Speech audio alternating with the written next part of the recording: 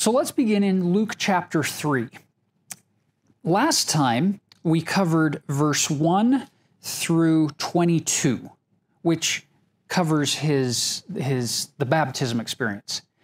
So if you look at verse 23 through 38, and if you just kind of glance at the page, you'll notice a whole bunch of names intermixed with which was the son of. So this is Luke's way of giving the genealogy of Jesus Christ. Matthew, speaking to Jews, he's using a more Hebrew form that you'll find in the Old Testament, which is so-and-so beget so-and-so. Luke seems to be using more of just a simple form, speaking to Theophilus, and more to a Gentile audience rather than to a Hebrew audience. And it's just, so-and-so was the son of so-and-so, which was the son of so-and-so. The thing that you're going to notice here is verse 23. It says, Jesus himself began to be about 30 years of age, being, and then in parentheses in the KJV, as was supposed, meaning most people around him supposed that he was the son of Joseph. Now, he technically is under a Mosaic law, under the Judaic law. Joseph named him. He's adopted him. He is technically the son of Joseph. But in reality, biologically, he's not the son of Joseph. And so it's kind of fun to see that clarification. So then from Joseph, you go to Heli, and then to Matthat, and then to Levi and Melchi, and on and on and on we go. You'll notice how long this genealogy list is. And Matthew emphasized two people in the genealogy chart. He emphasized King David and Father Abraham. Not so with Luke.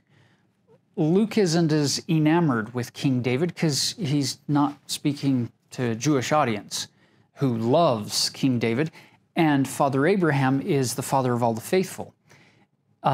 Notice what Luke does with his genealogy. Yeah, we get here to verse 38, which was the son of Enos, which was the son of Seth, which was the son of Adam, which was the son of God. So what are some of the takeaways you see from this genealogy? And notice that actually it ends at God, whereas Matthew starts anciently and comes to the time of Jesus. Luke starts the time of Jesus and makes his way back in time. Don't you love that fact that you get the two directions here?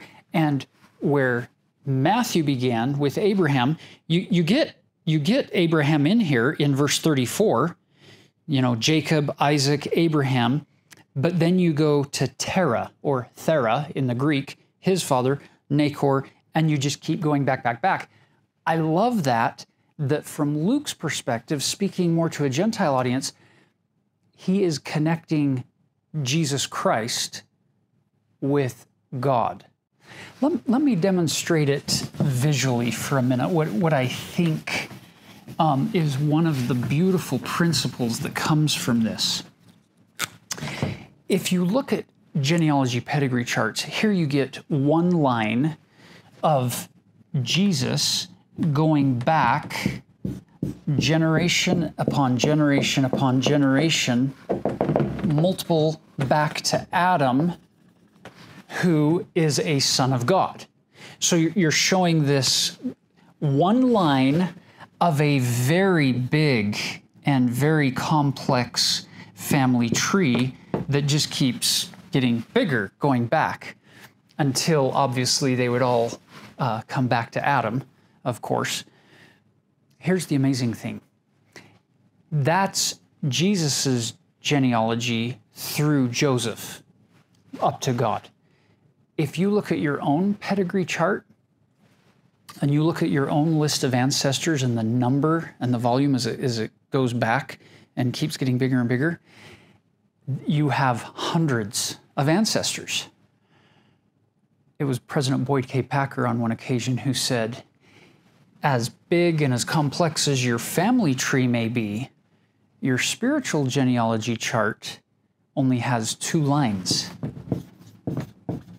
It's you are a child of God. It's one line long. You have heavenly parents, we would say, that have given you all of this capacity, and I just love that. This is a beautiful concept, Tyler. It's fabulous how the things we can learn from scriptures, including like a long genealogy list that most of us may not think, oh, that's exactly what I want to be reading in scripture. Now, contrasting and comparing Luke and Matthew, Matthew starts at Abraham. So he's the great Jewish progenitor. And it's kind of an exclusive genealogy that works great for the Jews. Luke, on the other hand, takes us all the way to Adam and to God, who are the fathers of all. That's a really good reminder to keep in mind the difference between the Gentile perspective and the Jewish perspective.